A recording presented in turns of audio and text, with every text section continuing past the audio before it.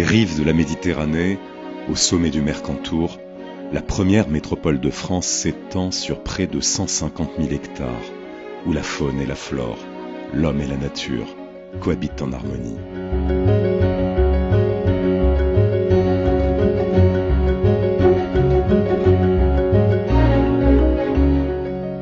Garrigues, maquis, forêts, rivières, villages et villes, structurent un territoire situé entre mer et montagne où paysages et civilisations se sont unis pour magnifier la beauté du lieu.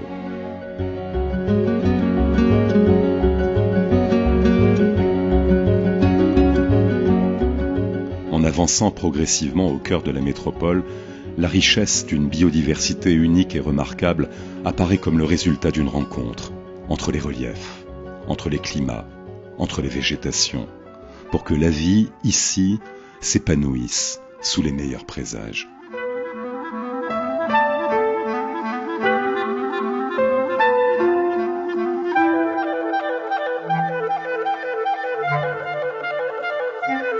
Tandis que le règne animal, le règne végétal et le règne minéral trouvent leur terre de prédilection sur la métropole, l'eau, ressource et patrimoine, précieuse et abondante, se réserve en pleine nature, en amont. Puis elle se filtre dans les roches et dans la terre avant de jaillir en source, en chute ou en cascade, qui, devenues rivières, livrent en aval l'or bleu du haut pays des cimes.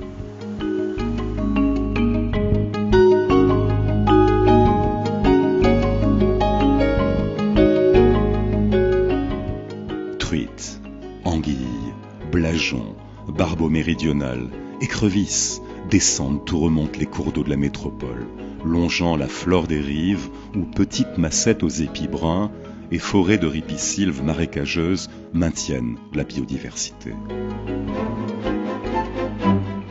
Recouvrant plus de 70% de son territoire, la végétation de la métropole épouse les reliefs et varie au gré des climats, de l'altitude et de la nature des sols. Prairies de montagnes et conifères de l'étage alpin qui peu à peu font place aux forêts de feuillus qui poussent dans le haut et le moyen pays, puis s'adaptent au climat plus sec et plus chaud de la côte en descendant vers la mer. Tandis que dans un mouvement inverse, les espèces méditerranéennes remontent vers les étages supérieurs et les vallées alpines. Carrefour et convergence entre les Alpes et la mer, la métropole se situe au cœur d'une remarquable diversité végétale qui, tout en fournissant des habitats naturels à la faune sauvage, sert également d'obstacle au vent et à l'érosion des sols, régule le climat, produit de l'oxygène, tout en contribuant à la beauté des paysages.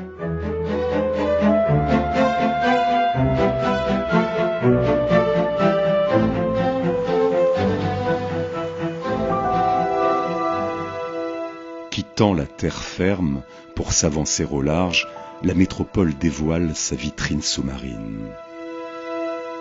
Émergeant à fleur d'eau ou filant vers le monde du silence, les mammifères aquatiques côtoient de vastes herbiers de Posidonie, véritables prairies des mers qui abritent faune et flore dans une mer protégée pour y maintenir la richesse et la qualité de son milieu.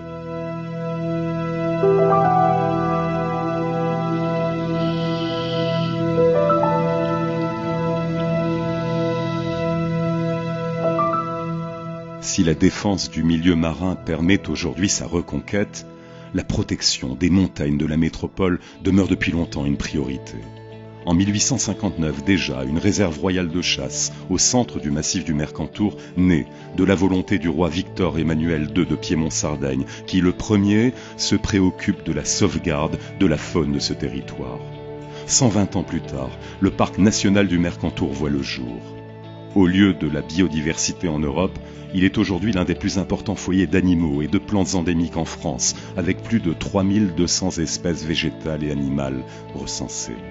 Mais l'effort continue, et le réseau Natura 2000, ensemble de sites naturels européens, a été créé dans le but de concilier activité humaine et respect de l'environnement. Mercantour, bien sûr, mais aussi Adré de Pragazé, où fleurit la dracocéphale au-dessus du village de Saint-Dalmas-le-Selvage.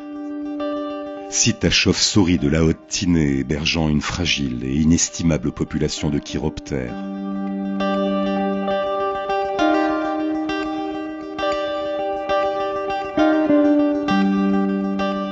Massif du Lové-Dillon, c'est des 4 cantons qui s'étagent de 280 à 2200 mètres d'altitude où le lynx trouve refuge. Site à spéléomante de Roquebillière qui recèle des biotopes humides favorables à la survie du petit amphibien.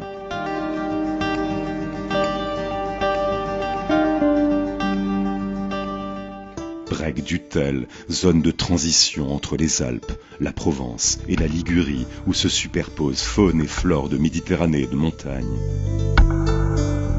Gorge de la Vésubie et du Var, Montvial et Montferrion, à la riche diversité d'habitats abritant plus de 500 espèces d'insectes.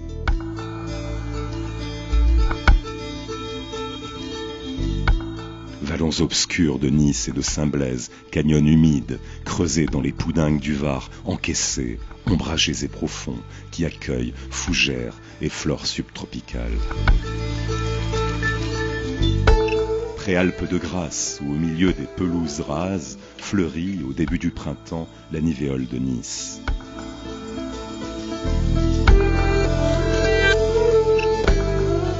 Rivière et gorge du Loup, qui, descendant de l'Audiberg et du Chéron, viennent terminer leur course naturelle et sauvage aux portes de Cagnes-sur-Mer. Basse vallée du Var, qui sur 642 hectares et la traversée d'une quinzaine de communes, constitue la plus importante zone humide de la Côte d'Azur, refuge des oiseaux d'eau et étape des oiseaux migrateurs. Cap Ferrat, qui des rochers de Saint-Jean au plateau de Cap d'Aille plonge à plus de 1263 mètres de profondeur pour veiller sur les espèces et leur habitat. Et enfin, Corniche de la Riviera, qui accueille une végétation méditerranéenne dont cistes et caroubiers sont parmi les emblèmes. Avec ses 13 sites Natura 2000 qui couvrent plus du tiers de son territoire, la métropole fait ainsi figure de modèle et d'exemple. Bordant la partie ouest de la métropole sur les communes de Vence, Saint-Genès et Carrosse, le parc naturel régional des Préalpes d'Azur sur près de 90 000 hectares associe dynamique locale et développement économique à préservation de l'environnement et du patrimoine.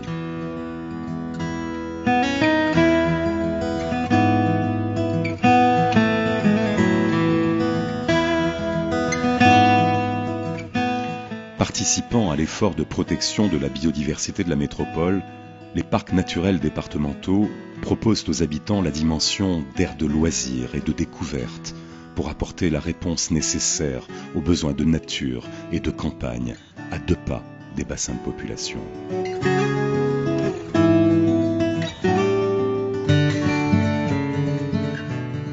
Afin de lutter contre le risque de fragmentation des habitats naturels liés à l'urbanisation, la trame verte et bleue doit permettre aux espèces d'effectuer les différentes étapes de leur cycle de vie dans la cohérence d'une continuité écologique.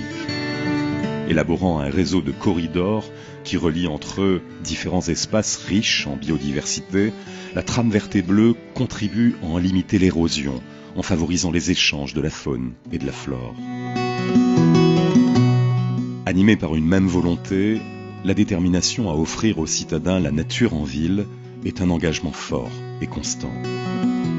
Jardins, parcs, espaces publics, partout, les communes et la métropole agissent, imposent la réduction des produits phytosanitaires, restaurent, favorisent et élargissent la place de la biodiversité dans la ville pour qu'au fil des rues et des quartiers, l'homme n'oublie pas le rythme des saisons, les apports et les bienfaits de la faune et la flore ordinaire, le plaisir du vivant, et en maintenant le lien de proximité avec son environnement, lui donne le goût et l'envie de connaître, de découvrir et d'aimer sa terre de métropole.